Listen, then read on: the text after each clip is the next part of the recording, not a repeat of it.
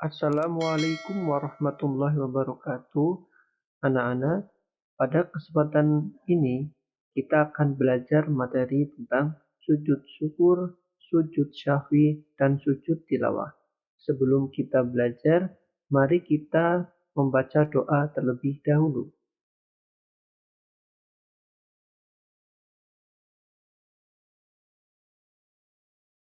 Anak-anak, apakah ada yang sudah tahu pengertian sujud syukur, sujud syahwi, dan sujud tilawah? Nah, pada kesempatan pertama, kita akan belajar tentang pengertian sujud syukur. Sujud syukur adalah suatu ungkapan syukur kepada Allah Subhanahu wa Ta'ala atas nikmat yang telah diberikan. Kemudian, sujud syahwi. Sujud syahwi adalah sujud karena lupa dalam sholat. Sebab dilakukan sujud syahwi terdapat 3 kondisi, yaitu menambah, mengurangi, dan ragu dalam rakaat sholat fardu atau sunnah karena lupa. Dan sujud tilawah adalah sujud yang dilakukan sebagai wujud rasa hormat kepada Allah Subhanahu wa Ta'ala terhadap ayat-ayat suci Al-Quran, sebab membaca atau mendengar ayat sajdah. Apakah manfaat kita melakukan sujud? Yang pertama, menenangkan hati. Sujud syukur, sujud syahwi, dan sujud tilawah dapat memberikan ketenangan dan ketentraman pada hati. Kemudian mendekatkan diri kepada Allah Subhanahu wa Ta'ala dan menumbuhkan rasa kepedulian sosial. Sujud juga bisa menjadi ajang untuk menguatkan tali silaturahmi dengan orang yang berada di sekitar kita. Selanjutnya kita akan belajar tentang sejarah sujud syukur, sujud syahwi, dan sujud tilawah. Yang pertama, sujud syukur. Sujud syukur pertama kali dilakukan oleh para sahabat Nabi Muhammad SAW ketika mereka meraih kemenangan dalam peperangan. Yang kedua, sujud syahwi. Sujud syahwi dilakukan oleh Nabi Muhammad SAW ketika beliau mendengar suatu berita yang sangat menyenangkan. Yang ketiga, sujud tilawah. Sujud ini didahulukan oleh para sahabat dalam waktu-waktu awal Islam ketika membaca Al-Quran. Sekarang kita akan belajar cara mempraktekkan sujud syukur, sujud syahwi, dan sujud tilawah. Yang pertama, cara melaksanakan sujud syukur. 1. Mengambil posisi berdiri, lalu takbiratul ihram. 2. Mengucapkan takbir, kemudian turun. 3. Turun menuju ke posisi sujud. 4. Bangun dari sujud, lalu diam sejenak sebelum salam. Kelima, salam. Semua dilakukan dengan tumakninah. Saat sujud, kita bisa membaca lafal berikut. Sajada wajhiya lilladzi khalaqahu wa sawwarahu wa saqqa sam'ahu wa basarahu bihaulihi wa quwwatihi wa tabarakallahu ahsanu khaliqin. Artinya, diriku bersujud kepada Zat yang menciptakan dan membentuknya, membuka pendengaran dan penglihatannya dengan daya kekuatannya. Maha suci Allah, sebaik-sebaik pencipta.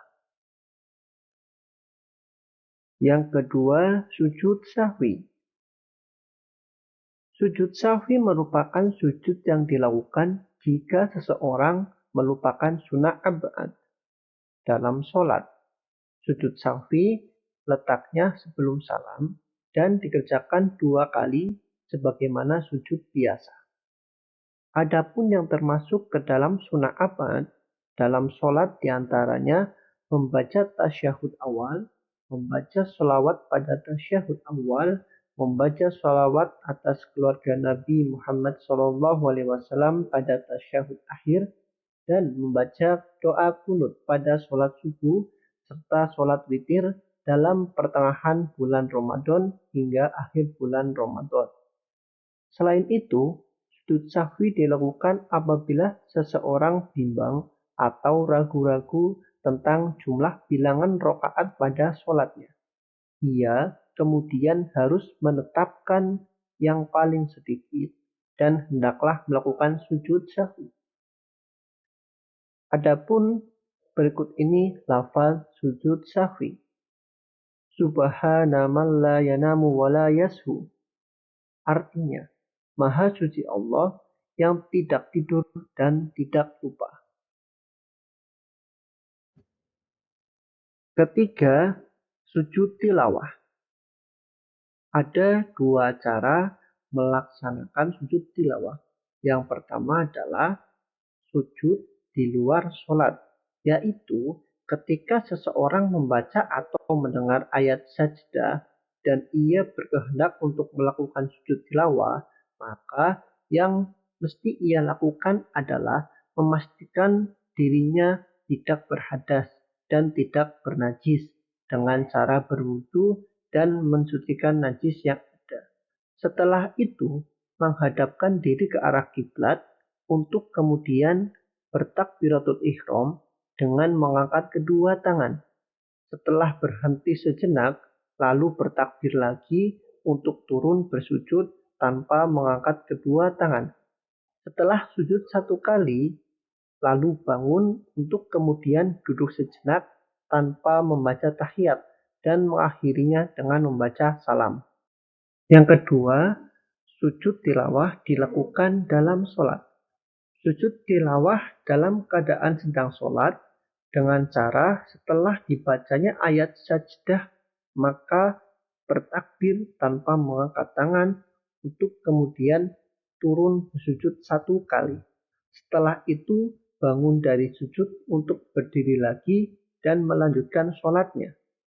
Bila ayat sajdah yang tadi dibaca berada di tengah surat, maka ia kembali melanjutkan bacaan suratnya hingga selesai dan ruku.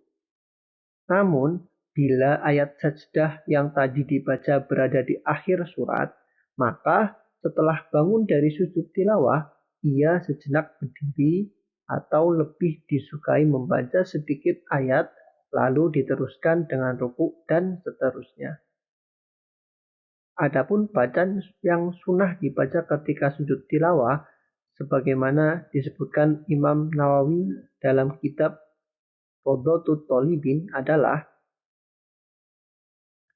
sajada wajhiya lilladzi khalaqahu wa sawwarahu wa saqqa sam'ahu wa basaruhu bihaulihi wa quwwatihi.